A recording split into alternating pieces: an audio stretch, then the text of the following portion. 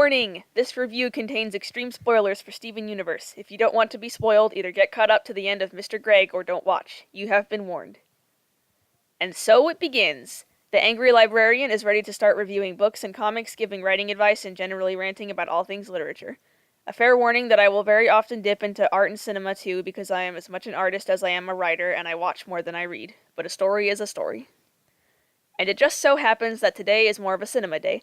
I thought, in honor of the YouTubers who inspired me to start criticizing stories in the first place, I would tackle something I love, and I know that at least 3 of them like, and have a lot to say on. Those YouTubers are The Mysterious Mr. Enter, I Hate Everything, The Nostalgia Critic, and Your Movie Sucks. There are plenty of other YouTubers and people I know personally that have inspired the hell out of me, but these 4 come to mind the strongest when I think of other critics I admire. The 5th person, and actually the first that comes to mind, is one of my best friends, Perchling! She's an amazing editor, and she takes jobs, so check her out if you want some personal help. I am dedicating this video to these 5 people for the impact they've had on me and my dreams. So, what am I going to talk about today? Well, Steven Universe. I love this show so much. It's my favorite show I think I've ever watched, and it has been a huge inspiration to me in my stories. I'm going to tackle the 2 latest episodes back to back. At the time I am writing this, the 2 latest episodes of Steven Universe are Dropbeat Dad and Mr. Greg. I found Dropbeat Dad to be possibly one of the weakest episodes of the show, but Mr. Greg easily makes up for it. Now that you know my basic opinions, let's get right into it. Dropbeat Dad starts with Steven helping Sour Cream get his equipment together for a rave, when Yellowtail, Sour Cream's stepdad, comes up and yells at him, clearly disapproving of what he's doing. It's a classic parent wants the child to follow in their footsteps, but the child has their own dreams kind of situation. They argue, and then Sour Cream walks away angry. Steven follows him and asks if he's okay, to which he vents a little bit and then tells Steven, All that arguing messed up my stomach. I'm gonna go use the bathroom. Now, this to me implies that Sour Cream feels physically ill from arguing with Yellowtail. But the argument we saw had no intensity whatsoever, and it was easily an establishing scene to remind us why Sour Cream doesn't get along with Yellowtail. It was just way too obvious that they had never focused on Sour Cream until this episode, and everything in this episode feels rushed to me. Steven Universe does get through things fast, and I understand the need to do so because it's completely unnecessary to spend 5 episodes straight on Sour Cream's conflict with his stepdad. But here's what I would suggest for a story with a structure like Steven Universe has. Maybe try splitting it out between episodes.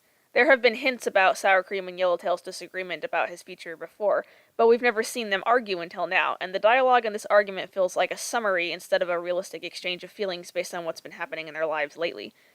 If we had seen it at least focus on for a few minutes in a previous episode or 2, the summary argument wouldn't need to be so ham-handed. Moving on, while Sour Cream is in the bathroom, Steven's dad Greg runs up thinking he's a customer and stops to chat with him. Steven tells him with excitement that he's going to be Sour Cream's roadie, and then a big bus stops in front of them. Out steps Marty, Greg's old manager when he was in the music business. Now, Marty has been talked about before, and we've even seen flashbacks of him, so his dialogue is a little more natural without being confusing. We already know their history. You mean your rotten old manager? But I guess they still had to throw that line in to remind us who Marty is. Oh my god, what is Marty's face? So Marty is about to show Greg an envelope and sounds like he's trying to make him an offer, but then Sour Cream comes back out and immediately recognizes Marty, who in return immediately recognizes him. Marty is Sour Cream's biological father, and it doesn't look like they hold any grudges, so I'm guessing Sour Cream's mom was the only one making that decision whenever she left Marty. But they make it sound like it's been a long time, so how do they recognize each other right away with no doubts? Then again, literally everyone is better at facial recognition than me, I'll admit that right now. Marty is clearly a little flustered about having to suddenly face his son, but Sour Cream just seems purely curious when he mentions the music business. I like how they give Marty actual dialogue the whole time Steven and Greg are talking over it. That's a nice realistic touch. What's this shiny card with your contact info on it? Okay, I get the joke. I've seen this done before, where a character seems so spaced out that they ask obvious questions. But Sour Cream just seems out of it for the entire episode. He's not even shocked to see his dad, and he doesn't sound legitimately angry at Yellowtail or anyone else. He doesn't even ask questions besides, can you tell me about the music industry? I know he wants to be a DJ, but I would think seeing your real dad for the first time in at least 9 years would count as something that comes up and takes up your attention. Also, Marty has a fish face. More classic than fishing? Marty goes to Sour Cream's warehouse and makes fun of how small his set is. Then he gets kinda creepy for a moment. You want to squeeze them until their eyes pop out. You lost me a little. He suggests that they set up on the beach instead, and this is when Steven finally says something. bringing up the fact that Greg performed here years ago and it didn't do so well. So then Marty real talks them.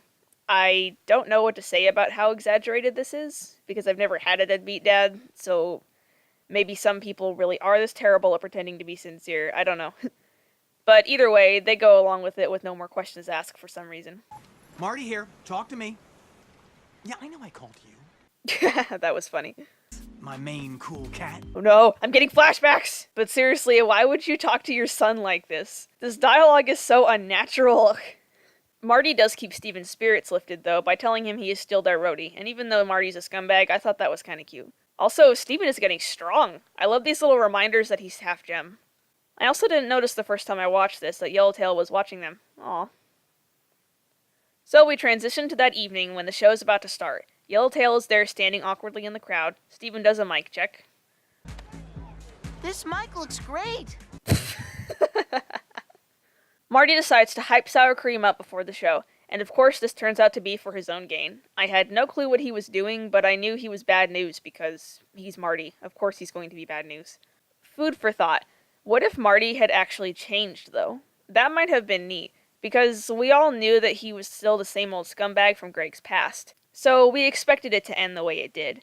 If he actually had changed, we would have been more skeptical, but we also would have had something to think about. But this isn't really a complaint, just a curiosity. Anyway, Marty is selling guacamole soda, and we've seen this song and dance before. The snotty business guy tries to one-up someone with a product that no one likes at all. Oh no, what's gonna happen? What did you think was gonna happen? It's guacamole soda. However, the fact that Onion likes it was funny. Also, From concentrate? I can relate to this.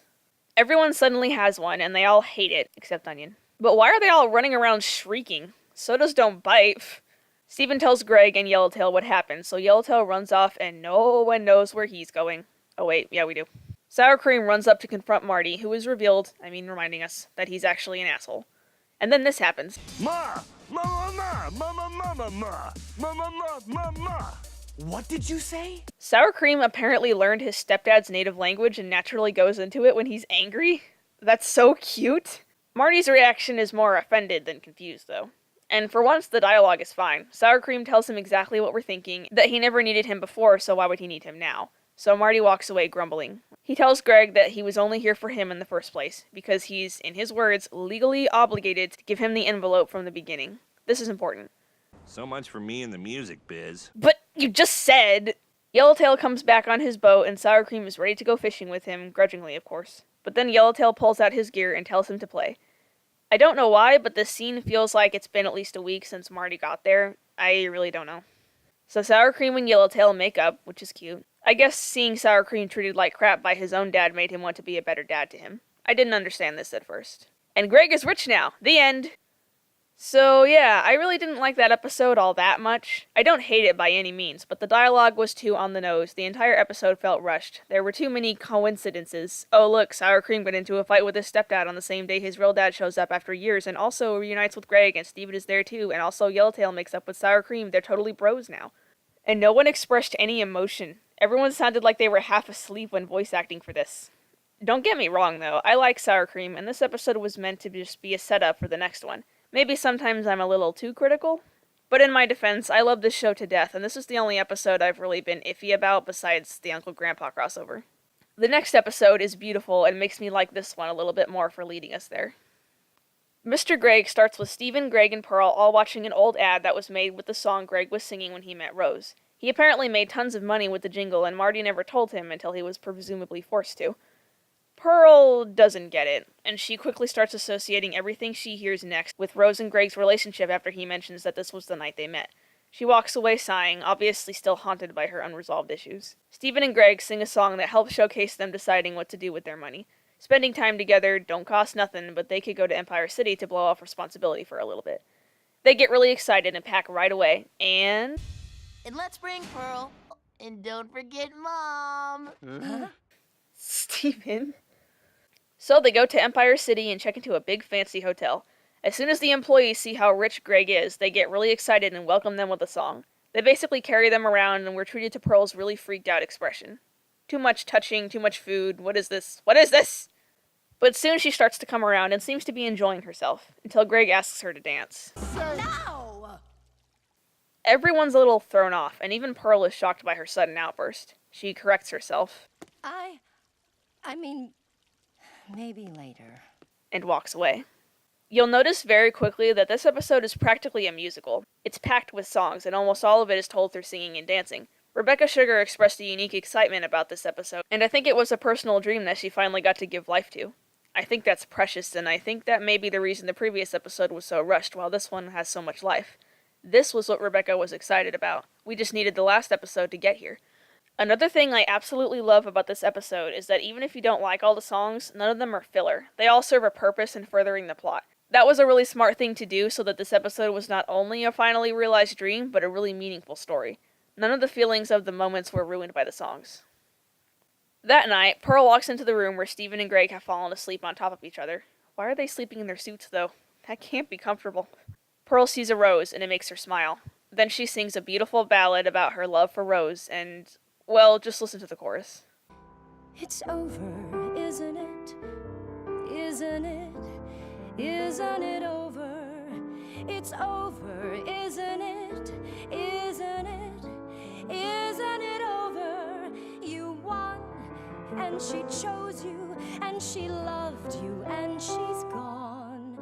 It's over, isn't it? Why can't I move on? It's a beautiful song, and my favorite thing about this part is the first time I heard it, it kind of threw me off. The rhythm in the second verse, the tune of her final two lines, and the lyrics, I don't know why, but it grew on me more every time I listened to it, and I really love it. And I love Pearl, she's an amazing character, and here's why. I expected Pearl to be resentful towards Steven in the beginning, and I expected her to hate Greg and be much more vocal about her issues. She's clearly very self-conscious and has self-worth issues, she has anxiety, and yet she still manages to be a good person and a wonderful caregiver to Steven. She loves Steven for him, not for who he came from. She put Steven above everything, and she knew that it wasn't fair to Greg to resent him. She didn't want to resent him or hate him. She tries so hard to be the best she can be despite her negative feelings and her traumatic experiences, and I think she succeeds in doing so. I think she's a very strong character. Anyway, Pearl walks back into the bedroom to find that Greg heard at least the end of the song. She looks like a deer in the headlights as he leaves the room sadly, stating he's sorry she has to be around him. He seems to feel bad for how it all went down too. Greg! And this tells me that Pearl does care about Greg in a sense. He is Steven's father after all, and I'm sure she sees how much he means to Steven. No. This is exactly why I brought you. Steven is getting really smart and really mature, and his development in the show is beautiful. Steven takes Pearl down to talk to Greg. They look away awkwardly, but Steven prompts them to talk with a very sweet song. And yes, it's very flashy, but still lovely, and it's obvious they're not trying to say they're literally in a sudden void. They talk about their feelings. Look, if I were you, I'd hate me too. I don't hate you. But I knew how you felt about Rose, and I stayed anyway. That wasn't the problem. Then what was? She fell in love with you. That exchange of dialogue made me tear up, and it still gets me. It's so sad, but it's also a great turning point for Greg and Pearl.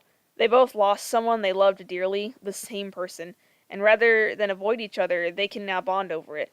Having someone to talk to who knows exactly how the other feels, just like Steven said. This song is so beautiful. My favorite word for this review. The song ends, and they get their bill for the night. They sing the episode's final song, a reprise of Don't Cost Nothing with a little bit of It's Over, Isn't It at the end, as they drive home and talk up a storm. Well, Pearl and Greg do. And that was Mr. Greg. I loved it. Now I have some closing thoughts. The way Dropbeat Dad was handled makes me think of other artists and people who have done the same thing. I have even done it myself, and it's an easy way to get burned out and lose inspiration. When someone tells me about their own project, oh, it doesn't get good until later, I have to ask, then why don't you make it good? I don't know about you, but I would want my entire series to be enjoyable, not just the super serious bits. If you don't want people skipping to get to the good stuff, then don't do it yourself. Find a way to make your exposition work in a way that's fun for the audience, or at least give it the same thought. I've always been the kind of artist who pays attention to every detail. Her foot gets just as much care as her eyes. It kinda works with stories too. In fact, I'd say it's more important with stories because art can still be aesthetically pleasing if you don't shade perfectly, but your story can really suffer if you don't put effort into your beginning segments. It doesn't get good until later is also kind of a poor excuse for not caring about your writing until you get to your favorite parts. But I understand why it happened. I'm not mad. I just thought I would offer that criticism for anyone who's in that boat. Make your whole story count and it'll be much stronger. Thank you so much for watching. Let me know your opinion on these episodes, whether you agree or disagree with my thoughts or anything else. This is going to be a regular thing, or at least talking about stories in general will be. I will talk about books, webcomics, writing techniques, role-playing, and many other things. I also upload speed paints and will have occasional guests on my channel. Feel free to subscribe for those or my upcoming rambling. You can follow me on Twitter, Tumblr, Facebook, and DeviantArt, as well as support my Patreon and get tons of cool prizes. Links in the description, now go read something!